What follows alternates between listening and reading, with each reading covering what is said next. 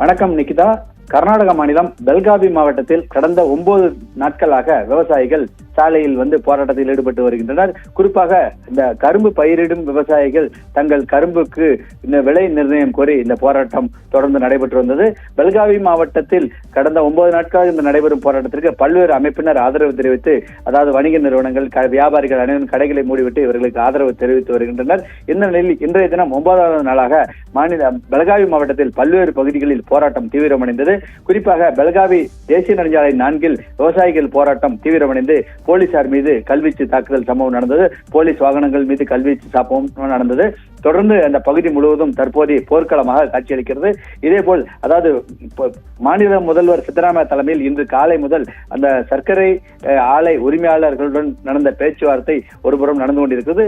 அந்த பேச்சுவார்த்தையில் ஒரு முடிவு ஏற்படவில்லை. அதைத் தொடர்ந்து விவசாயிகள் சங்க தலைவரும் பெங்களூர் விதான சௌதாவில் மாநில முதலமைச்சர் சித்தராமையாவுடன் பேச்சுவார்த்தை நடத்தி கொண்டிருக்கின்றனர். இதே நேரத்தில் இவர்கள் முடிவு என்ன என்று இன்று மாலை தெரியவரும். இருப்பினும் இந்த விவசாயிகளின் போராட்டம் தற்போது இன்று 9வது நாளாக தீவிரமடைந்துள்ளது.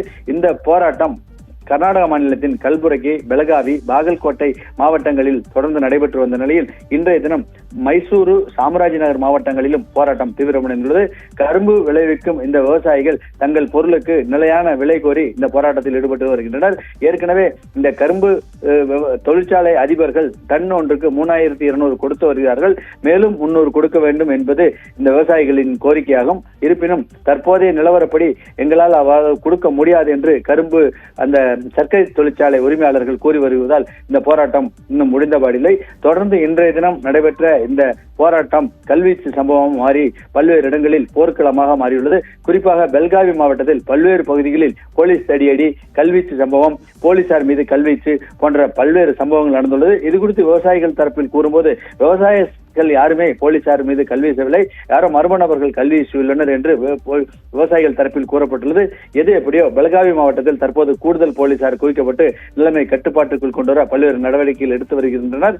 ஒருபுறம் மாநில முதல்வர் சித்தராமையா தலைமையில் இன்று காலை முதல் முதலமைச்சர் தனது அனைத்து நிகழ்ச்சிகளையும் தள்ளி வைத்துவிட்டு பேச்சுவார்த்தையை தொடர்ந்து நடத்தி வருவதும் குறிப்பிடத்தக்கதுங்க. நிகிதா, விவரங்களுக்கு நன்றி ஸ்ரீஹரி.